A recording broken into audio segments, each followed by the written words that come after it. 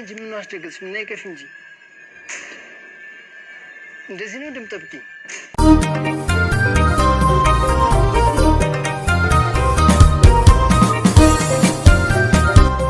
እና ያን ነገር ትንሽም ቢሆን ትምትላት ነው ነበር።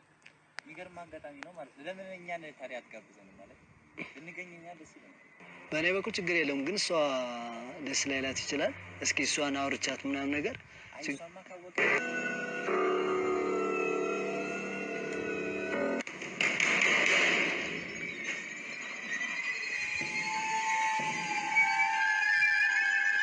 ነይ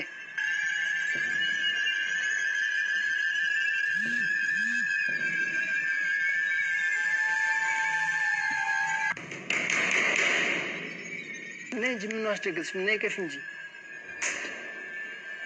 እንደዚህ ነው እንደምጠብቂ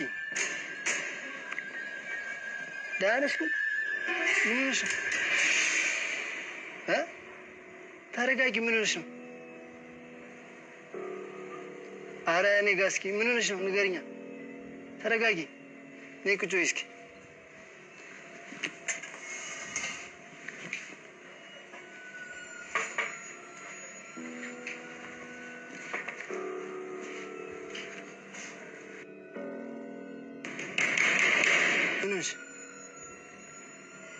ዳንሽ ግን አረ ተረጋጊ እንዴ ውዴ እንደዚህ ቆይ ምን ሆነሽ ነው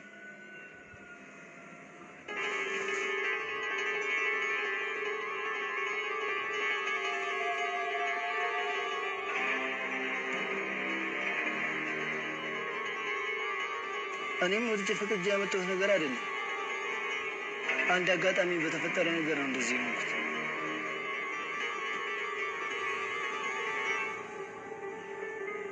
እና በእናትሽ እንደዚህ በጣም እንትን አትዘኝ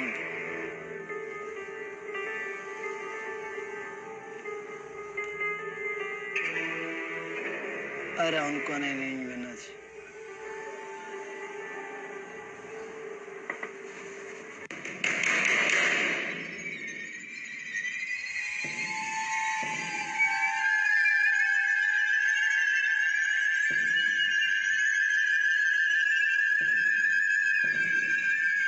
التزم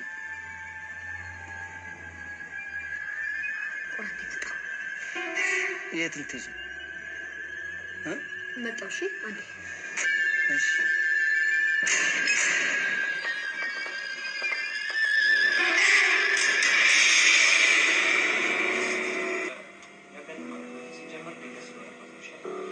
በቃ እኔ አሁን ምንም ማውራት አልፈልግም ማለት በቃ እስካሁን አብራችን ስለነበረች Ashamar kafuuneef jaallatamtootaa fi kabajamtoota hordoftoota chaanaalii kooti nagaa waaqayyoo bakka jirtanitti isiniif haa ta'u akkam jirtu nagaa keessanii ani nagaa kooti gooftaa nagaa keenya baay'isiif galannaa ta'u waaqayyo biyya keenyaaf nagaa abuusuu dhaloota hundumaaf nagaa abuusuu jecha namoonni haaraa gara chaanaalii kooti dhuftan laayik sabiskiraayib gochuudhaan maatii koo taatanii kan jirtan immoo viidiyoo asiin darbu yoo jaallattan sheerii gochuudhaan hiriyoota keessaniin gaa akkasumas namoonni muuxannoo fi mudannoo garaagaraa jireenya keessan keessatti qabdanii akkasuma namoota kan biroof immoo barnoota ta'a jettanii namoonni yaaddanii karaa koomentii jalatti yaada keessan ibsachuudhaan lakkoofsa koo isiniif hanqina keessaan isin dubbise muuxannoo fi mudannoo jireenya keessanii namoota kan biroo biraan isiniif ga'uu hin danda'a waan ta'eef yaada keessan koomentii jalatti barreessaan isiniin jedha sababni isaatiyyuu mudannoon jireenya keenya keessatti nuti keessa darbine nama kan biraaf immoo muuxannoo ta'a barumsa ta'a nuyi keessa darbineerra namni biraa immoo keessa darbuu dhiisuu danda'a akka keenya kanatti danda'e jabaatee keessa darbuu dhiisuu danda'a kanaaf nama kan biraa mudannoodhaan akka liqimfamneef inni nu raase nu dadhabsiise nama kan biroo akka liqimsineef immoo nama kan biroo barsiisuu qabna kanaaf seenaa barbaade haa ta'u seenaa dhaloota barsiisuu hin qaba yoo jettanii yaada keessan koomentii jalatti barreessaan isiniin jedha viidiyoo har'aa kanarraa waan baay'ee akka barattan abdii guddaan qaba ani waan baay'ee irraa baradhee waan jiruuf isinis akka irraa barattan abdiin qaba kallattiidhumaan gara viidiyoo koo har'aattan isin dabarsa turtiin keessan hamma dhumaatti na waliin haa ta'uun affeerraa kooti.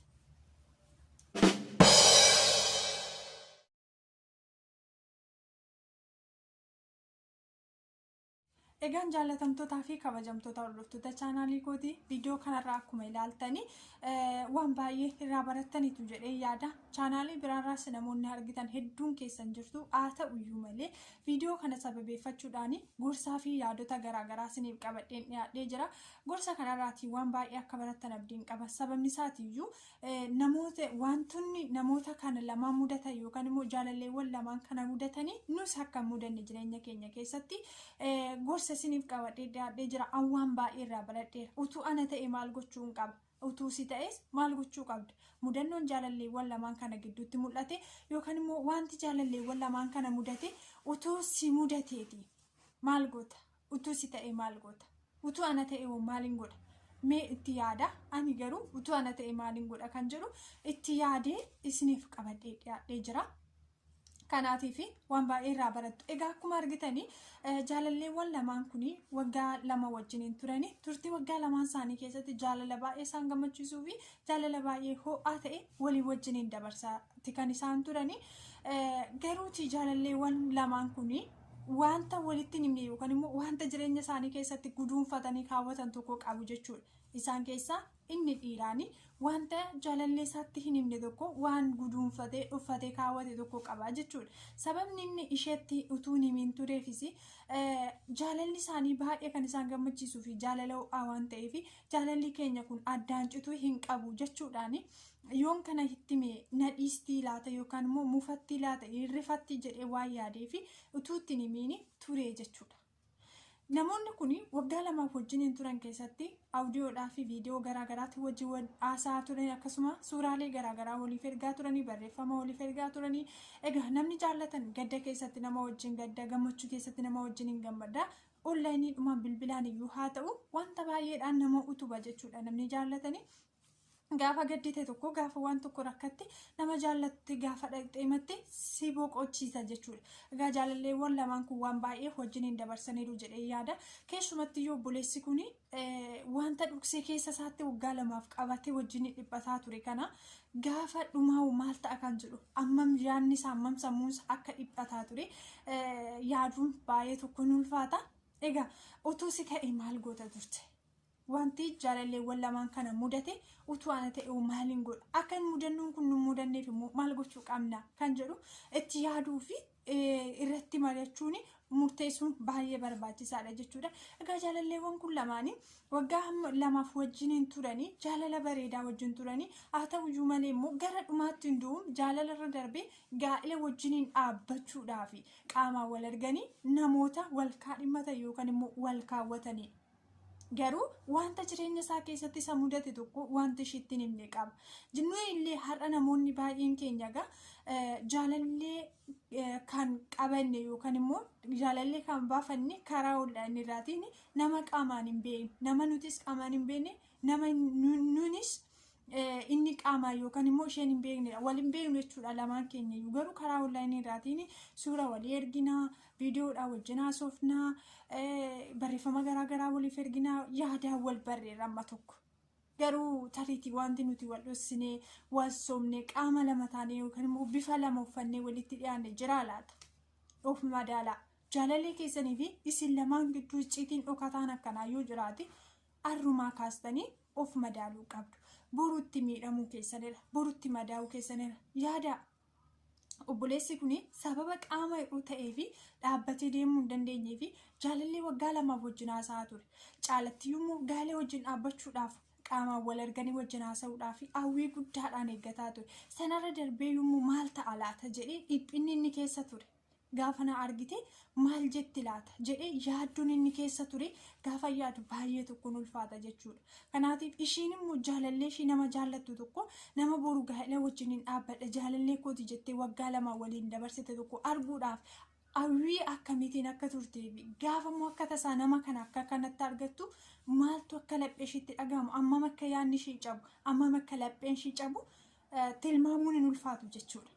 Nuti iyyuu jaalallee keenya tokko onlaayinii dhumarraan gaafa adda baanu in ulfaata jechuudha. In ulfaata. Nama wajjin haasa'aa turte namuma walitti dhiyaachaa turte jaalalleemti gaafa irraa adda baatu baay'ee ulfaata jechuudha. Kanaatiif obboleettiin kun gaafa gara Itoophiyaa galte jaalallee ishee wajjiniin wal arguudhaaf walitti qaxaratanii gaafa dhaqxee argitu akkuma viidiyoo irratti argitanii inni nama qaama biraa ta'etti mul'ate jechuun jaalallee ishee waggaa lama wajjiniin haasa'aa turte utuu hin ta'in qaama biraa ta'etti mul'ate nama biraa ta'etti mul'ate yeroo ammaa kana keessa yuutuubaroonni garaagaraa piraankii garaagaraa hojjechuudhaan dhugaa fi soba waan ta'aa jiruyyuu walii wallaalaa jira jechuudha akkuma argamu kamtu dhugaadha kamtu soba kan jedhuyyuu waan darbaa jiru irratti wanti nuti beeknu hin jiru jechuudha egaa obboleettiin kun ofiifiyyuu biyya keessan ture jaalallee ishee immoo arguudhaaf hawwiidhaan eeggachaa turte gaafa dhufte qaama biraa ta'ee dhaabbateetti mul'atu baay'ee ulfaata jechuudha mee maal goototu si ta'e teessee ganaa akkamitti natti muudhiiste akkamitti sumuudate sumamoo simiti jettee gaafachuuf iyyuu haamileen godhattu utuu anaatis akkasi namni nani jaalallee kooti jedhee ture qaama biraa ta'ee gaafa natti mul'atu dhukkubsachuu isaan dhageenye qaamni isaa akka kana ta'uu isaa hin beektu qaama biraa ta'ee gaafa isheetti mul'atu haamilee maaliitiin teessee haasofsiisti akkasuma immoo otoo ishee ta'es inni qaamni hir'uu kun ishee ta'e inni haamilee maaliitiin taa'ee ishee haasofsiisuu danda'a baay'ee ulfaata jechuun nama akka salphaadhuma wajjin walitti dhiyaatan miti akkuma tasaa akkuma salphaa namni walitti dhiyaatan obbolummaadha hiriyummaadha namni walitti dhiyaatanii rakkoon qabu taa'anii wal haasofsiisanii walii wajjiniin wal hubachuun hin danda'amu garuu jaalallee kee qaama kee qaamni isaa hir'uu ta'e wama bakkeerraa mul'atu kan gaafa argitu hubachuu amanuun iyyuu ulfaata isa ta'uuf isa ta'uu dhiisuunsaa ragaa maalii of harkaa qabdi ragaan qabdu jechuudha adda baafachuudhaaf kanaaf baay'ee ulfaata jechuudha mudannoo baay'ee ulfaataadha baay'ee jechuudha qaama hir'uu miti mudannoon kana fakkaatan hedduun isaanii jiru dirqama qaama hir'uu ta'uu isaa miti wanta jireenya kee keessatti dhoksite fuula kee kana eenyummaa kee kana fuuluma kee mul'atu kana jaalallee keetti akka inni si jaallatuuf waan biraa fakkaatte gaafa isatti mul'attu gaafa qaamaan si arge si jibba irrifata nama biraatti fakkaata namoonni hundumti keenya yoo akka wal beeknu gaafa wal gaafannu dhiira akkamii jaallata abbaan manaan kee yookiin immoo jaalalleen kee nama akkamii utuu ta'e hawwita jedhanii wal gaafatu isheenis jaalalleen ishee nama akkamii akka ta'u itti himti innis immoo jaalalleen isaa nama akkamii akka ta'u walitti jarri kun lamaanii dirqama yaadni isaanii kun akka wal simuu fi bareedina irratti kan hundaa'u yoo ta'e wantoota garaagaraa fayyadamanii akka jaalalleen isaanii moor isaan jaallatuu fi itti himu jechuudha garuu qaama biraa taateetti mul'achuun kee jaalalleen kee siif qabu dabala miti yookaan immoo jaalalleen kee akka caalattiyyuu nama nani barbaaduun argadhe siin jedhu isheen ana bareedduudha akkasii jedhu si godhaniiti garuu qaamaan gaafa si arge baay'ee si jibba keessi isaa siif tasumayyuu siif fudhachuu hin danda'u akkasuma jaalallee keetti nama biraa taatee ati yoo mul'atte keessi ishii tasuma si fudhachuu hin danda'u jechuudha garuu eenyummaa kee sirrii kana fuuluma kee kana waan barbaade haa ta'u fuula keera wanti barbaade haa jiraatu funyaan kee fungaa haa ta'u waanuma ta'e jaalallee keetti dhugaa kana mul'adhu nama si jaallatutti gowwoomsitee fiiltarii garaagaraa fayyadamtee wantoota garaagaraa fayyadamtee itti mul'ate sooshaal miidiyaa irratti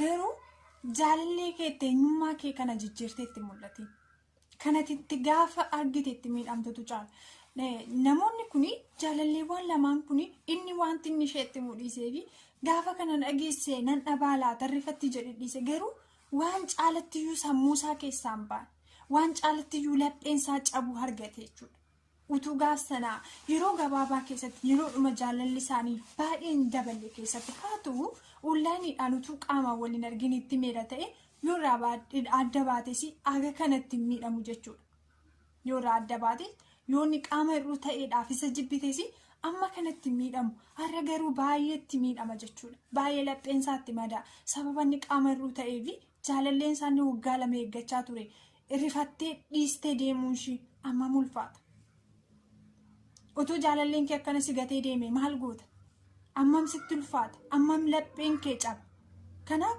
eenyummaa keessan bakkeerraa mul'atu kan eenyummaa keessanii namni kamuu arguu danda'u kana dhoksitanii jaalallee keessaniitti hin haasa'ina jaalalli dhugaadha jaalalli bifarratti hin hundaa'u haa ta'uyyuu malee dhugaa barbaada jaalalli haalarratti hin hundaa'u qabeenya irratti hin hundaa'u haa ta'uyyuu malee dhugaa barbaada jaalallee kee harka kee keessa galfachuudhaaf jecha waan hin qabne qaban jedhi. Qabeenya hin qabne nuuf hin waamin, bifa hin qabne ofirra hin kaayin, jireenya kan kee hin taane qaama kan kee hin taane nuuf hin waamin. Si arguun isaa waan hin oolleef.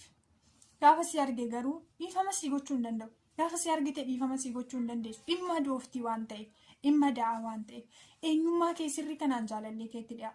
Namoonni baay'een jaalallee kootti waa'ee seenaa jireenya kooti yoon itti hime, mudannoo koo yoon itti hime, tariitii na jibbaa yookaan immoo ittiin na arrabsuu danda'a gaafa tokko jedhanii yaadu. Wanti nuti jaalallee keenya dhokfannu jira. Beektu wanti nuti suuta jennee itti himannu dhoksuu otoo hin ta'in suuta jennee gaafa qaamaan argines akka salphaatti hubachiisuu dandeenyu. Nuunni nuuf hubachuu danda'u yookaan isheen nuuf hubachuu dandeessu wajjin haasofne jira kunis. Haa ta'uyyuu malee waan bakkeedhaa mul'atu kan yeroo si argite jaalalleen kee akkuma tasaa waan sirratti arguu dandeessu. Yeroo si arge jaalalleen kee akkuma tasaa waan sirratti arguu danda'u tokko dhoksitee gowwoomsitee itti dhiyaachuuf hin yaale. Itti miidhamta, itti madoofta, itti dhukkubsatta. Jaalalli sobaratti nu hundaa waan ta'eef dhugaa barbaada jaalalli. Dhugaadhaan jaalallee keetti dhiyaadha. Hirrina kee faana ammamuu fokkiftuu ta'e, ammamuu fokkisaa ta'e, gurraachas ta'e, gurraattis ta'e, uumama barbaadde ta'e. Isa faana warri kee maatiin kee haala gadi bu'aa keessa isaa jiraatu waan barbaadan maatiin koo faana sadarkaan isaa waliin madaalu, maatii koo faana sadarkaan ishee waliin madaalu, haala maatii kootiitti yoona jiraan waan akkana wanta bakkeerraa mul'atu tokko jaalallee keetti sobdee himteetta yoo ta'e sirrii miti. Garuu haalumati keessa jirtu faana dhugaadhaan itti dhiyaatte dhugaa faana yoo si jaallateera ta'e kan keeti. Dhugaa faana sin jaallanne eenyummaa kee sirriitti himtee yoo sin jaallanne ta'e kan keeyyuu miti jechuudha. Adeemu namni sin fayyadne namni rakkina kee faana hir'ina kee faana sin dandeenye sin jaallanne kan kee miti. Ati har'a qaama fayyaa taatuyyuu boruu miidhamuun kee nafu tariitiin miidhamtan beekamu. Obboleessi kun amma jaallattee miti. Balaa akka tasaati utuu inni yaadiin waan isatti dhufee maal gochuu danda'a? Homaa gochuu hin danda'u garuu dhugaa jirutti immoo qaba tureeyyu. Amma kan isaanii darbeera kaasanii utuu akkas godhanii jechuun maal barbaachise jechuu dandeenya. Nuyiifoo warra kaaniifoo barumsa guddaa ta'a jechuudha. Kanaaf wanta bakkeerraa mul'atu tokko wal somnee arraba keenya qofaan jaalala walitti agarsiisuu hin qabnu. Dhugaadhaan walitti mul'achuu qabna. Kanaaf mudannoon ulfaataan kun mudannoo baay'ee ulfaata. Baay'ee natti ulfaata. Akka kootti baay'ee natti ulfaateera. Kanaaf mudannoon ulfaataan kun akka nutti hin dhufnee fi wal amanuu hin danda'an jechuudha. Mucoon kun akkanumatti iyyuu dandeessee dhumayyuu teessee dhumayyuu hin beeku taa'eeti deebitee hubattee wajjin hin jiraachuu dandeessi. Utuma ta'e akkamitti namni amma kana waan guddaadha kun jechuun waan salphaa miti jechuun waan salphaa miti waan guddaa kana ishee suphee boru gaa'ela ishee keessatti jireenya ishee keessatti akkamitti amanuu dandeessi. Akkasuma waan mul'atu kanaan jaalallee keenya yoo somnee irra ta'e boru akkamitti nu amanee nu wajjin jiraachuu danda'a. Tasuma nu amanuu hin danda'u jechuudha. Kanaaf jaalallee keenyatti wanta dhugaa jireenya keenya irra jiru eenyummaa keenya dhugaa kanaan jaalallee keenyatti dhiyaachuun baay'ee barbaachisaadha jechuudha.